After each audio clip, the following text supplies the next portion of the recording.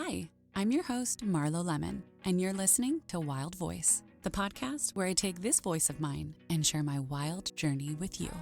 Being widowed at 34 with a 15-month-old, most would see as life ending, and instead, I alchemized it and put life back together. Through my own healing, I realized who I am and what I'm here to do.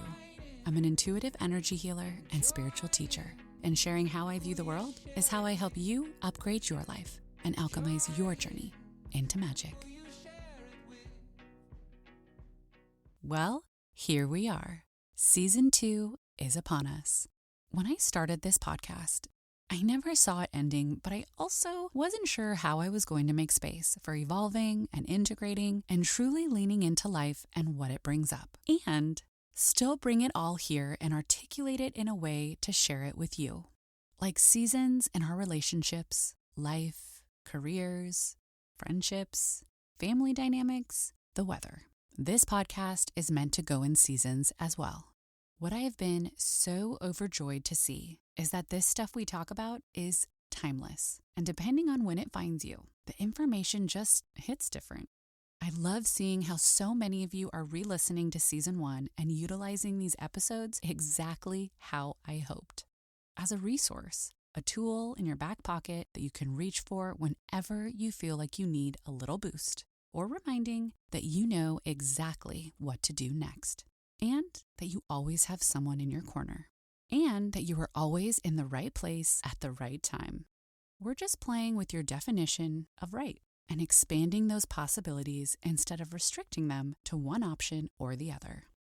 On that topic, things, feelings, experiences, being black or white, I'm someone that lives in the in-between. Now, some of you amazing souls that love logic are probably getting hives just thinking of that fluidity. But think of it this way. It's like saying something is all good or all bad. Now, you also might be saying, well, duh, that's exactly what I think. But I have some insight to share with you that might upgrade your lens. If you want, I'm not here to convince you of my ideologies or thinking the way I do. I am here to share with you what I have found useful, helpful, liberating, harmonious, and empowering, in case any piece of it resonates with you. So, hear me out. Let's say you win the lottery. Now, you might be thinking, well, I sure as shit would categorize that in the good pile. And I would too. But what I would also do is see its balance, its counterpart. I see that there could be some downsides to this too. I'm maybe going to have people coming out of the woodworks for handouts. Maybe I'll feel stressed with how to manage this amount of money. Maybe I'll need to hire a security team, and now every day Nash goes to school, I'm going to wonder if this is the day someone thinks to get cray and use him for ransom. Okay, I know you're probably like, whoa, that took a hard left, and I thought we were all about love, light, unicorns, and rainbows. And we are. I am just allowing both to exist so I can stay grounded. What happens if our head is in the clouds? Well, we most likely will trip, right? And what if our head is staring at the ground? Well, we will probably run into something. So, thinking this way, that things can be both good and bad equally at once, means I'm looking straight ahead. That means maybe I'll step over that thing that could trip me, and most likely I'll move out of the way before I run into something. You get it? Now, relate this to life and the emotions and reactions we have to it. If something really heavy happens, let's say financially, you're in a tough spot. Not many would say, yo, let's go, this is good. Mostly because we've been taught to panic and worry in stressful situations. It's just human nature. Fight or flight. There is a purpose for it. And for a lot of my life, I have lived in that state. But it's meant for moments, not our usual operating system. So what could be good about this newfound financial stress? Well, this bit of pressure that I'm not too fond of could be guiding me to see how I might not be utilizing my purpose, my soul pull, what I was put here to do, why I am on this earth. So, the uncomfy feeling is going to motivate me to find a solve. Now, it doesn't always have to equate to a monetary amount, but I can sure tell you lining up with our soul purpose and knowing what that is what lines everything else up for us in our life. so it all vibrates at a magical level. I don't know cars. My brother Nolan will probably tell me I'm butchering this analogy. But think of a fine-tuned sports car. You've taken care of it, new oil change, premium gas, fresh car wash, detailed interior, and all the upkeep to make sure the engine is running at its peak. When you start that thing up, I'm sure it's a vibe. It exudes firing on all cylinders. Did that make sense? It felt right coming out of my mouth, and it feels like I might have just nailed the car analogy. But either way, you get the idea. When all lines up, there is a vibe, and we are no different.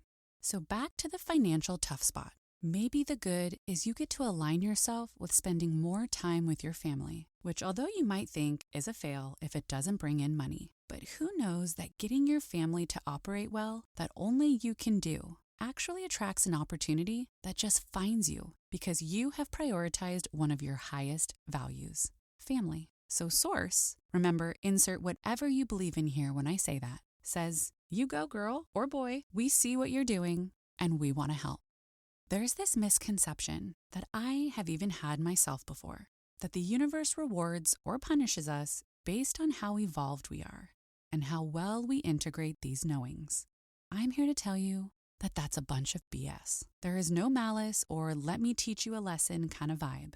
It's more so, I'm here to get you where you want to go, how you want to feel, and in the way that you want. If you want it slow and steady, if you want it fast and furious, I can make so many jokes, but let's not get distracted.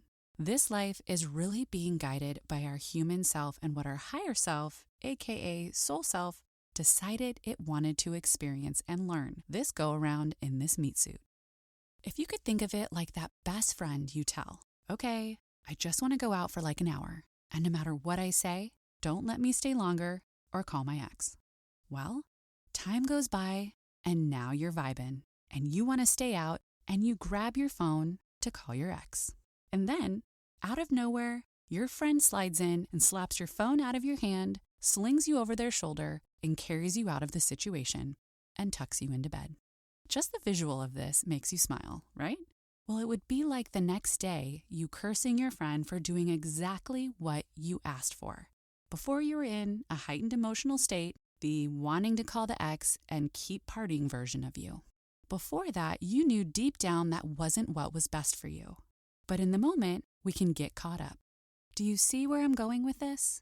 Source, the universe, is that friend, the one that keeps you on your path because it sees the full picture and you've asked for it. Everything it does is for you. It's like that hired bodyguard you got when you won the lottery. Its main focus is getting you safely and securely where you were meant to go. But if you demand something different, it will follow your orders because you're in charge.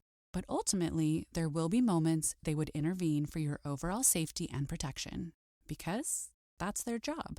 So that's what happens. If we get jumbly with what we ask for or don't know, Source will go with it. And then there will be a point it helps guide if they see the wheels are coming off.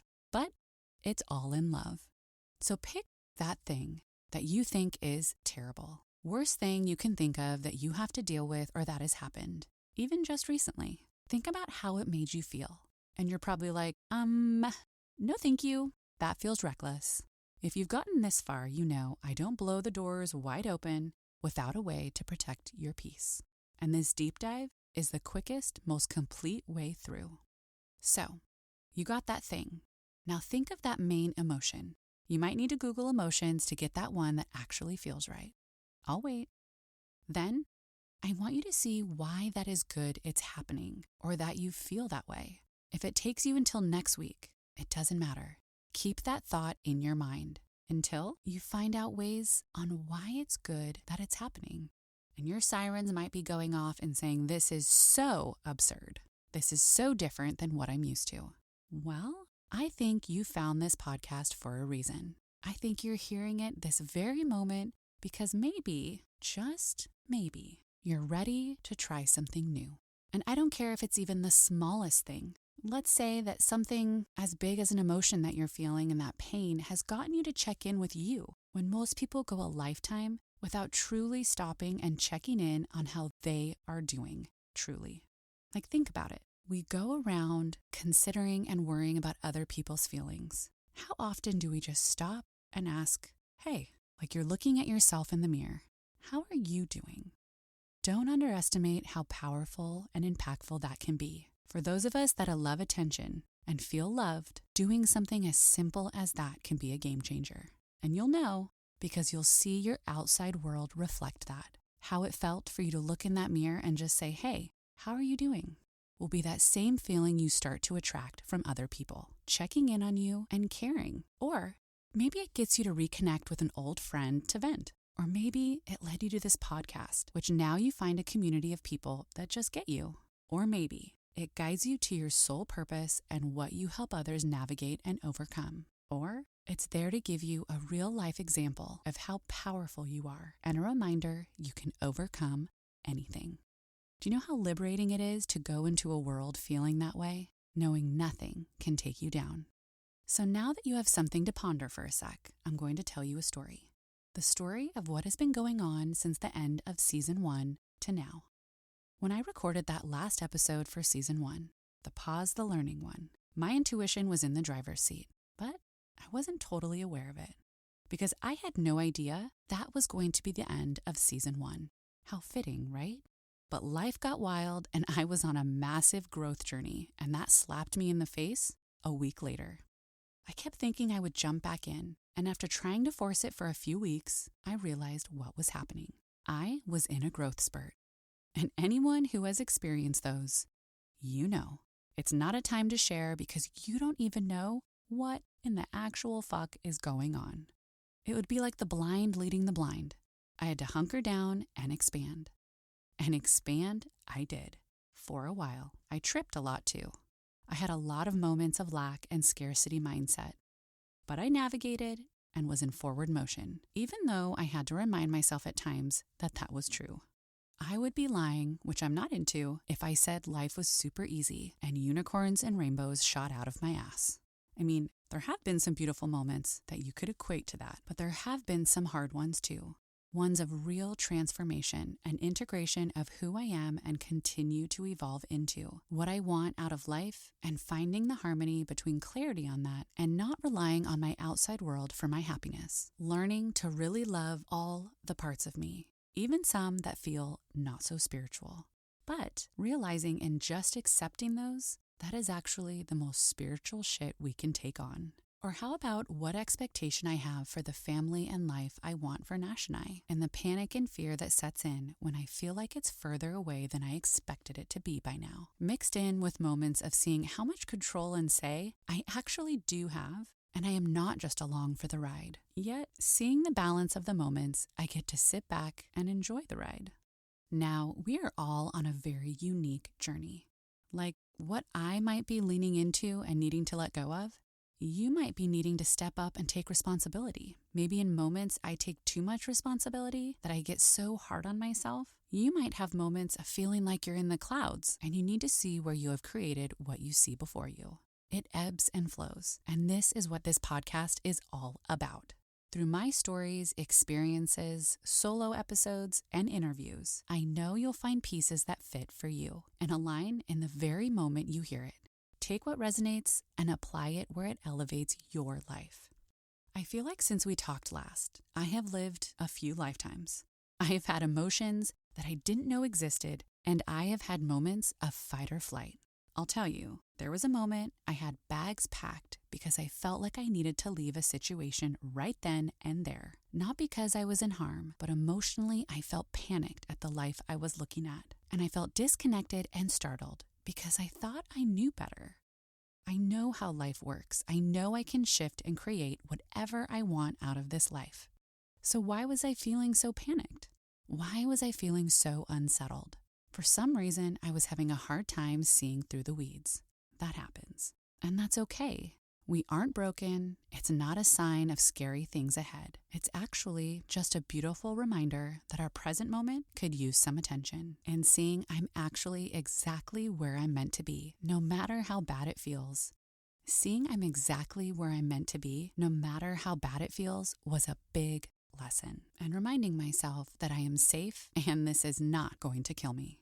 Now you're probably thinking, bitch, what the hell happened? And although on the outside, our world might not look so bad, It's what we're dealing with internally that dictates the picture and movie we play out for ourselves.